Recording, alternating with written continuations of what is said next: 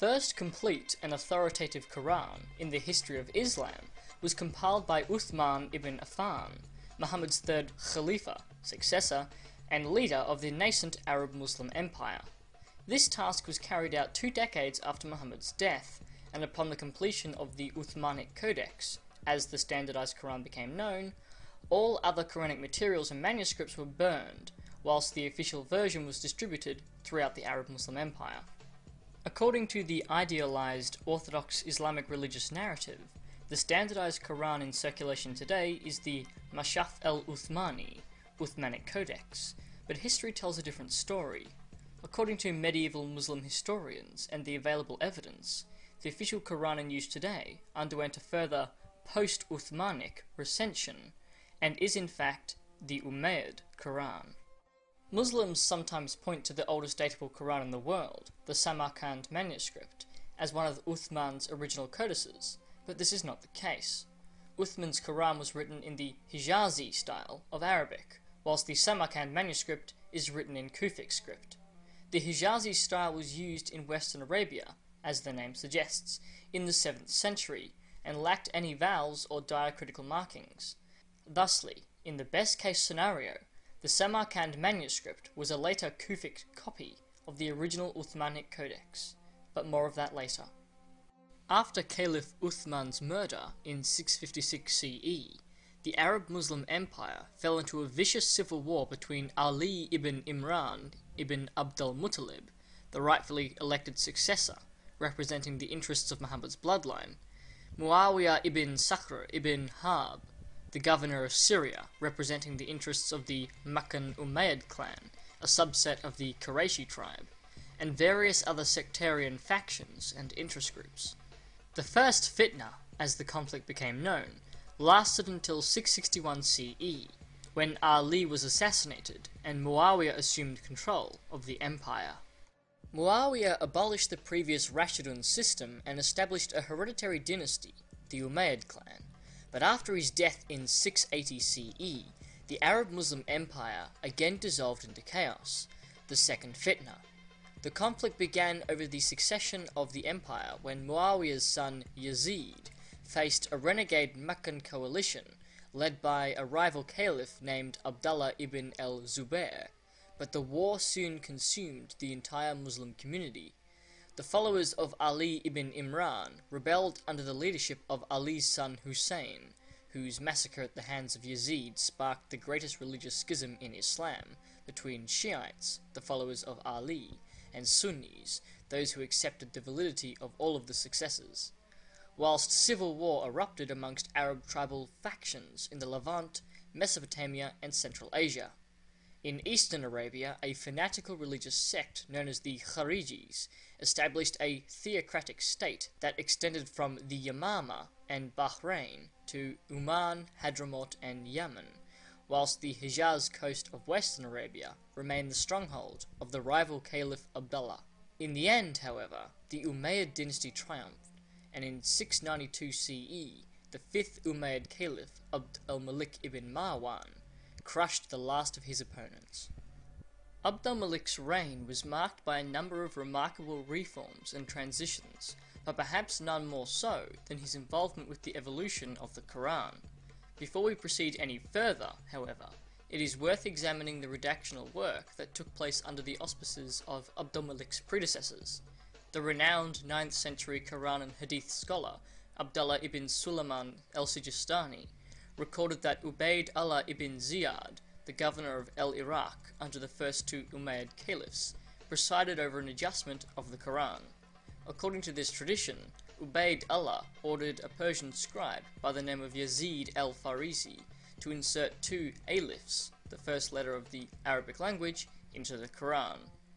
This redactional activity was relatively insignificant compared to the Quranic recension that took place under the auspices of Abd al-Malik, however. After utterly subduing and destroying all of his enemies, Abd al-Malik set about transforming the Arab Muslim Empire, centralizing his power over the state and instigating a number of reforms.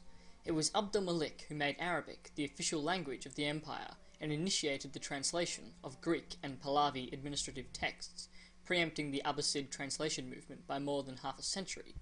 It was Abd al-Malik who abandoned the coinage of Persia and Rome, opting instead to create a new currency, minted in his own name and image, and cast in gold.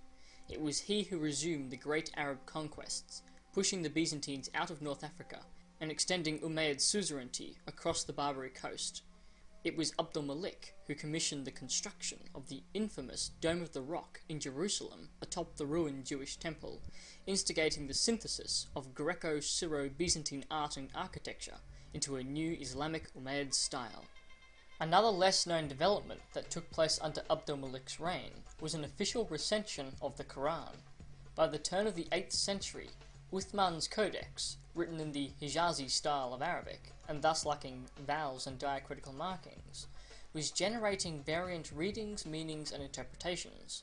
According to a tradition recorded by the 13th century Kurdish historian Ahmad ibn Muhammad ibn Khali Khan, the Muslims of Mesopotamia, in particular, had, quote, passed upwards of 40 years reading the Quran from Uthman's copy, but in the days of Abd al-Malik ibn Marwan, the erroneous readings had become numerous, unquote. To combat this problem, Abd al-Malik ordered the infamous draconian governor of al-Iraq, Kulayn ibn Yusuf al-Thaqafi, better known as al-Hajjaj, to, quote, introduce numerous changes to the text, unquote. The governor, who was, quote, a man of letters and one of the finest experts of the Arabic language, unquote, reportedly removed several verses from the Quran for political reasons, quote, changed the consonantal skeleton of 11 words, established the canonical order of verses and chapters, and introduced for the first time vowels and diacritical marks, unquote. According to traditions attributed to a medieval Nestorian Christian by the name of Abd al-Masih ibn Ishaq al-Kindi, copies of this new Umayyad Quran were circulated throughout the Arab Muslim Empire and distributed to Al-Fustat in Egypt, where it was not well received, Damascus in Syria, Al-Medina and Makkah in Arabia, and Al-Basra and Al-Kufa in Mesopotamia. Following in the footsteps of Uthman before him, Al-Hajjaj ordered the destruction of all previous Quranic materials and outlawed heterodox readings of the Quran, a tradition that is also recorded in Muslim sources. According to a guard from Al-Hajjaj's palace, the family of Uthman in Al-Medina were enraged when Al-Hajjaj sent them his newly redacted Umayyad Quran, and demanded that they turn over the original Uthmanic codex to be destroyed. Rather than handing over the manuscript to Al-Hajjaj, it is recorded that Uthman's family, quote, refused to produce the Uthmanic codex, claiming that it had been destroyed on the day on which Uthman was assassinated.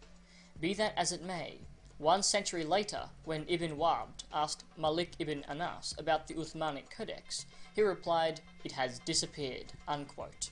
In Al-Fustat, meanwhile, Abd al-Malik's brother, Abd al-Aziz, the governor of Egypt, refused to accept Al-Hajjaj's Quran, and instead commissioned a rival recension of his own. This became known as the Azma Codex, which could still be found in Egypt during the lifetime of the 15th century historian Ahmad ibn Ali al-Makrizi. Throughout the rest of the Arab Muslim Empire, Al-Hajjaj dispersed his Quran, which contained, amongst other changes, a number of altered verses, as stated above. According to El-Sijistani, Surah 12 verse 45 once contained the words Ana Atikum, but after Al-Hajjaj's recension, it was altered to Ana Unabi Ukum. Surah 5 verse 48 is another such example, which was changed from Shari'atan wa Minhajan to Shari'atan wa Minhajan. Such were the changes wrought by Al-Hajjaj. Some Muslims may attempt to reject this historical occurrence by pointing to the absence of Al-Hajjaj's recension in any of the canonical hadith collections, but such an objection is inane. The hadith canons concern themselves with the life of Muhammad and his close companions, not the Umayyad era, so this is to be expected. Al-Hajjaj appears to have been largely successful with his purge of the Uthmanic Codex. The oldest datable Quran in the world is the Samarkand manuscript. Although many Muslims have declared the document to be Uthman's original Quran, the text itself indicates otherwise. Quote, the writing in the manuscript clearly shows the large, straight, beautiful, and rigidly proportional Kufic script which was developed during and after the time of Umayyad Caliph Abd al-Malik. Unquote. The second oldest datable Quranic collection in the world is the Sa'na manuscripts, a trove of ancient Quranic materials that were found in Yemen in 1972. Although the surface text dates back to the reign of Caliph Walid, Abd al-Malik's son and successor, the application of simple forensic techniques revealed earlier texts that had been washed off and overwritten.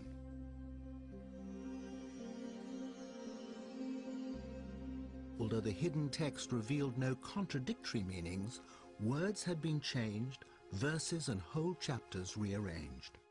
As with the Samarkand manuscript, this appears to reaffirm the story of al-Hajjaj's purge. The older Quranic materials were effaced during the reign of Abd al-Malik's son and replaced by a newly ordered version with altered words and rearranged chapters and verses. Thusly, the oldest Qurans in the world only date back as far as the reign of Abd al-Malik and no further, seemingly confirming the success of al-Hajjaj's efforts. In conclusion, it is well attested by medieval Muslim historians from al-Sijistani in the 9th century to Ibn Khalikan in the 13th and al-Makrizi in the 15th that the Quran underwent redactional activity during the reign of Abd al-Malik. It would therefore appear that the standardized Quran in circulation today is not the Uthmanic Codex, but rather a later recension.